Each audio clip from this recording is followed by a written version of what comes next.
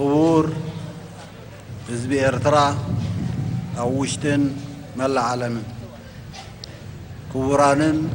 كبراتن أجايشين قدماتن أبزا لو محمد كل تشحن عصرت وأربعتن إلى زلنا عزيزتي أقاطامي حرنتنان ولونتنان نملا حزب إرتران فتوتون مشارختون يوهانا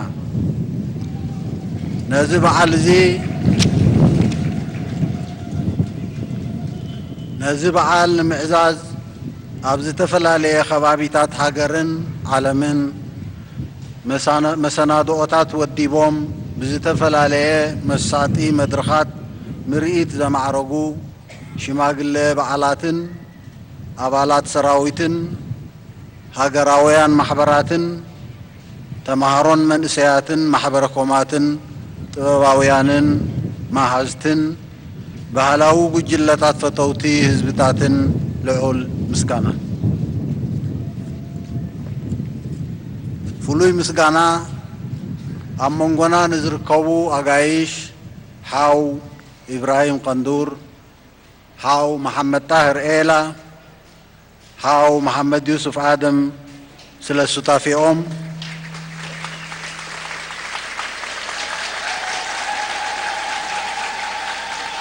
نعومن حزب السودانين ناي كبري مسغانا مسناي تمني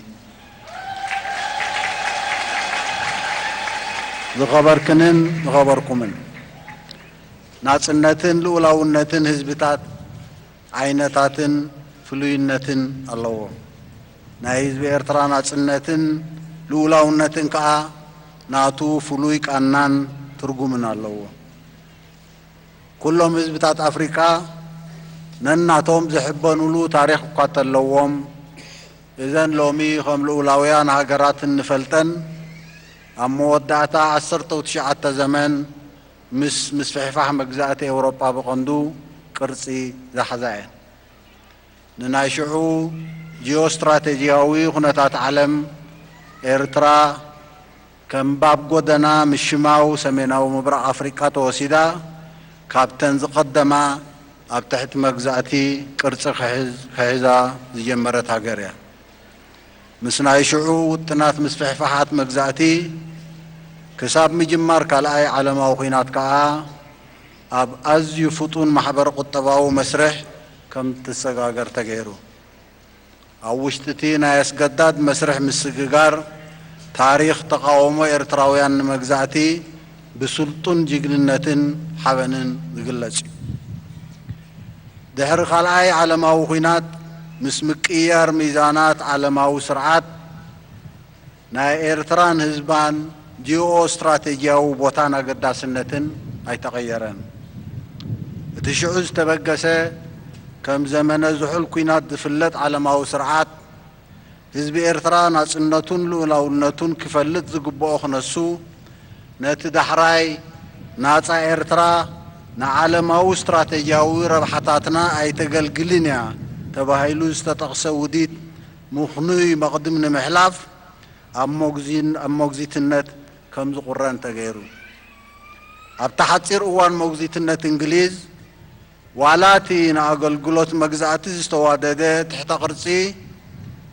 فتصيمو كم زعنو تغيرو مننت حزب إرترا نمبتتان استخايده خفافالي شرحتات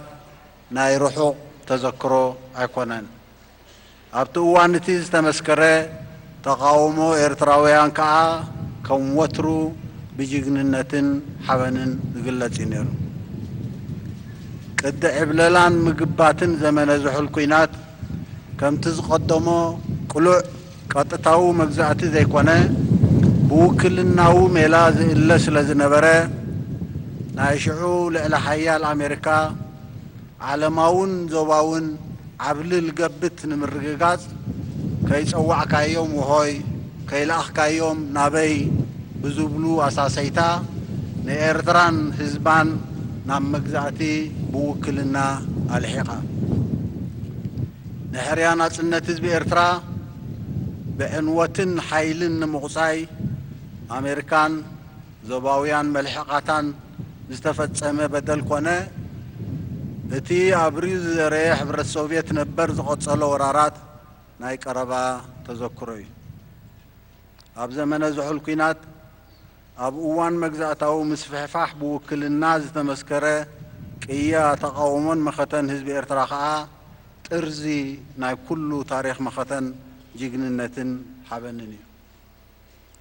እዚ ሎሚ ኣብ 23 ዓመቱ ነብዕሎ ኣብ 1991 ህዝቢ ኤርትራ ዝጨበጦ ናጽነት እምበኣር ናይ ኣስታት 100 ዓመታት ዘይስልኪ ብድሆን መኸተን ዛንታ ኣንጻር ተኸታተልቲ መግዛእታትን ዕሱባቶምን እዩ ነይሩ። ስለዚ ኸኣዩ ቃናን መቕረትን በዓላት ናጽነትና ፍሉይን መንቀረዚን ሓበንን ዝኸውን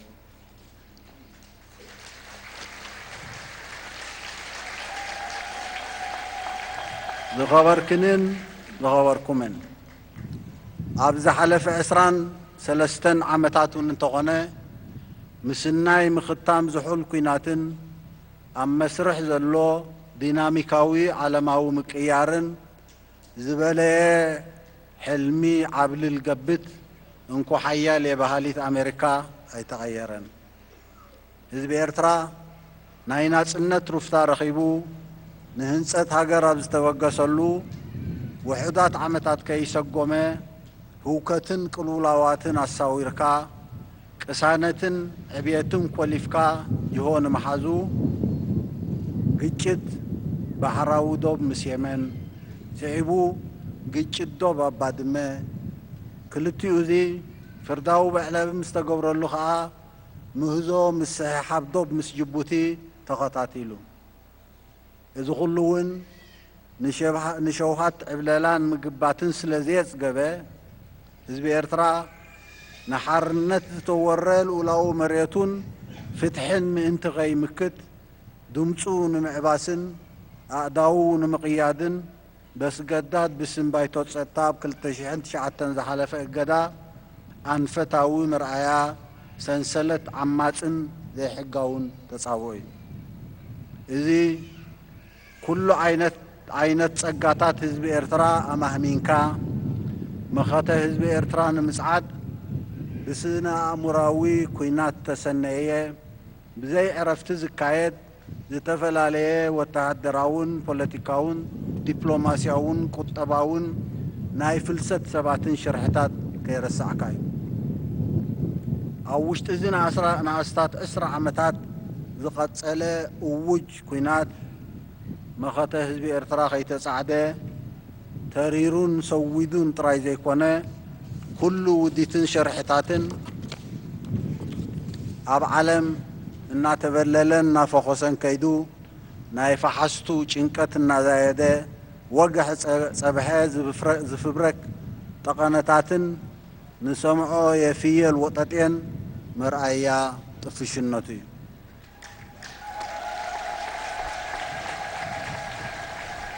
ህዝቢ ኤርትራ ኣብዘን ዝሓለፋ 10 ዓመታት ዘመስከሮ ናይ ጅግንነትን ሓበንን መኸተ እምበኣር ኣብቲ ታሪኻዊ 100 ዓመታት ዝድመር ቅያ እዩ። ዝኸበርክንን ዝኸበርኩምን ምስ ኩሉ እዚ ክብ ኢሉ ዝተዘርዘረ ታሪኻዊ ድሕረ ባይታ መኸተ ህዝቢ ኤርትራ ንሓርነትን ክብሪ ልኡላውነትን ኣብዘን ዝሓለፋ 10 ዓመታት ብመንጽር ኩሉ ዓይነታት ተጻብኦ ዘማዕበልናዮ ንቕሓት መኸተና ንሓርነት ልኡላዊ መሬትና ከይሰልከየ ብሸርሕታትን ምትቑታኹን ጅሆ ከይተታሓዝና መኣዝንን ቀዳምነትን ጉዕዞ ህንጸት ሃገር ገጥ ምባል እዩ ነይሩ። ትርጉም ክብሪ ሓርነትን ልኡላውነትን ብዘላቒ ምምሕያሽ ዓይነት ህይወትን መነባብሮን ህዝቢ ስለ ዝግለጽ ንሱ ከዓ ብዘይሕለል መኸተ ልምዓት ስለ ዝረጋገጽ ቀዳምነታትና ንዝዓነወ ሃገራዊ ቁጠባ ዱልዱል መሰረት ንምንጻፍ ካብ ሰማይ ጠቀስ ዓሙዳዊ ዘብለጭልጭ ንፕሮፓጋንዳውን ህዝባዊ ርክባውን ሃልኪ ዝጋዋሕ ፕሮጀክታት ጻዕዳ ሓርማዝ ዝረሓቐ ዘላቒ ዕብየት ዘውሕስ ሰፊሕን ርትዓውን ዝርግሐ ዘለዎ ዜግነት ዘኽብርን ዕድላት ዜጋታት ዘየዘናብልን ኣብ ሕርሻን ምስናዕን ኣገልግሎታትን ዘተኮረ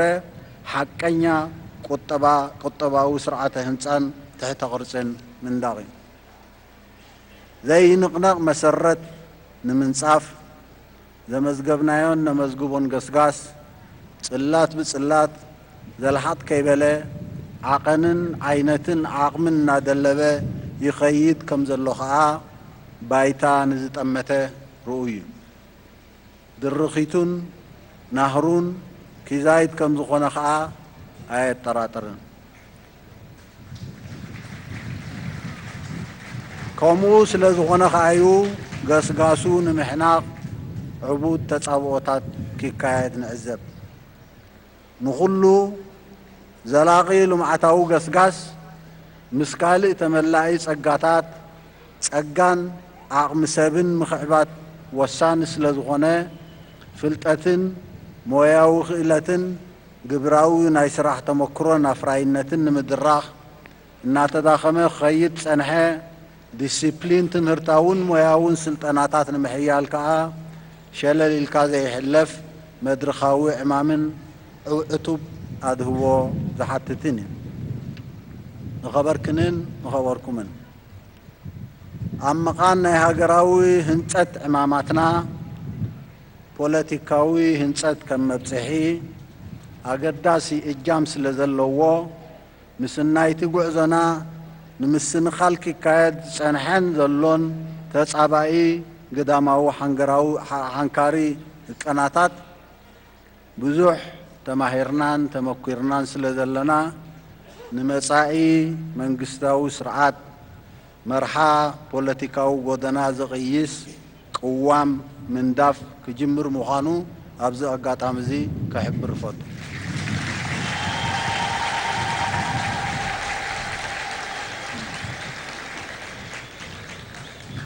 ኣብ መደምደምታ ነቲ ብዘይሕለል ተጋዲሉ ኩሉ መሰናኽላት ሰጊሩ ብመስዋዕቱ ናጽነት ክውን ገይሩ ኣብ ዘይስልኪ ልምዓት ምስ ቆልዓ ዝሓዘላ ኣዴታት ከይተረፈ ኣብ ከቢድ ልምዓታዊ ወፍሪ ዝርከብ ህዝቢ ብጅግንነትን ሓበንን ደሙን ረሃጽ ጉልበቱን ወፍዩ ዋልታ ልኡላውነት ሕመረትን ዲናሞን ልምዓታዊ ህንፃ ኮይኑ ቀትርን ለይትን ሓኾት ዝብል ዘሎ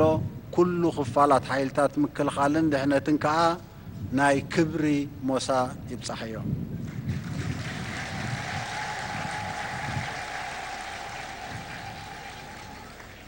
ጥሉል ክራማት ከም ትሪእዎ ዘለኹም ዘለዓለማዊ ክብሪ ንሰማዕታትና ዓወት ንዓፋር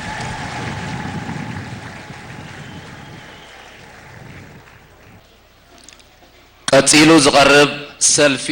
ሰራዊት እዩ። ኣብዚ ሰልፊ ህዝባዊ ሰራዊት ሓይሊ ምድሪ፣ ሓይሊ ባሕሪ፣ ሓይሊ ኣየር፣ ኣባላት ሃገራዊ ኣገልግሎት ደቂ ተባዕትዮን ደቂ ኣንስትዮን ክቐርብ እዩ።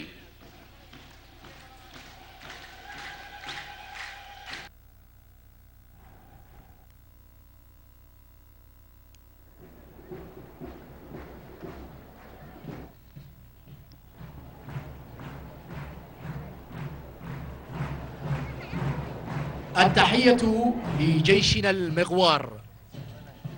يا من حميت سيادة الوطن ورفعت الهامات إلى عنان السماء.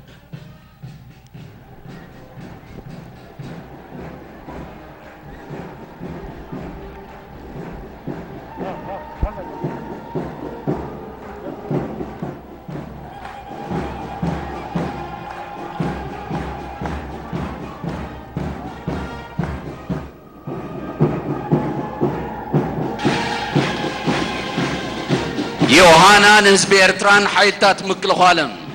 انقواعن مبل عسران سلسن عمت بعلنا تسنة أبقعنا كبرن مغوسن نحيلتات مكلغال إرترا ناتسنة زمتسن لوالون نتهاجر زو حسن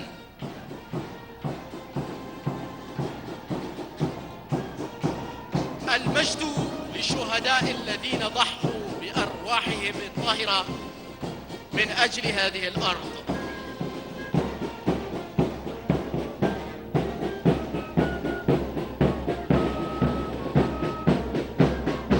ازي طعم نفاس ازي مقور هوت ازي عزوز منبر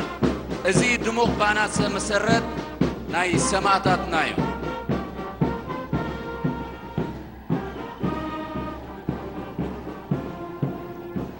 العزة لكل السواعد التي تبني الوطن. الاستعداد دوما لكل الاحتمالات. يد تعمل ويد تدافع عن الوطن.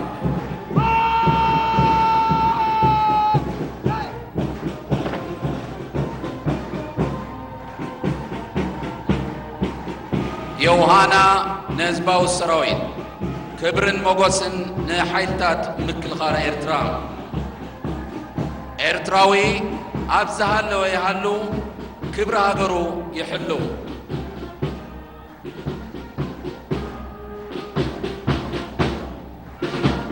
التحية للمرأة الإريترية المناضلة الصامتة.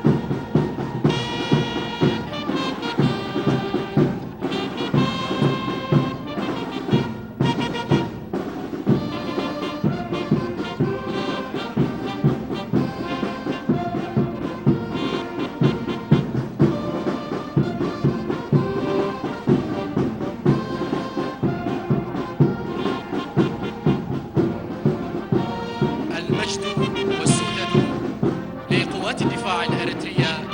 صمام أمان الوطن. ستبقى إريتريا رمزاً للسلام والاستقرار.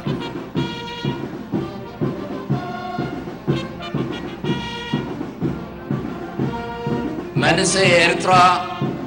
ወትሩ መፋቕርቲ ኤርትራ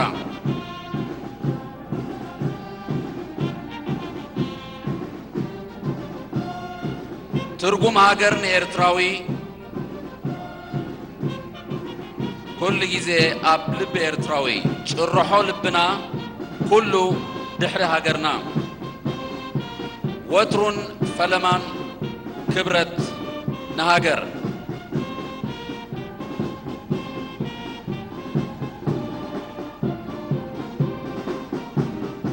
المجد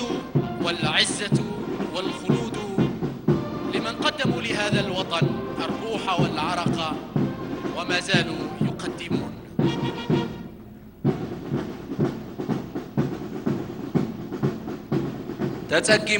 ተጸጊምናን ሳልና ዝሓለፍናዮ ርሁብ መድረኽ ረጊጽናዮ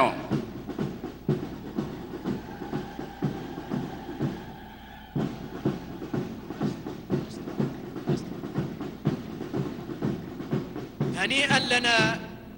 بحلول ذكرى الاستقلال العطرة. መንገድና ቁኑዕ ጎደናና ርቱዕ ኣሻኽ ጎላጉል ወዲእና ተሪር ዓቐብ ደይብና ተስፋና እሙን ክብርና ምዙን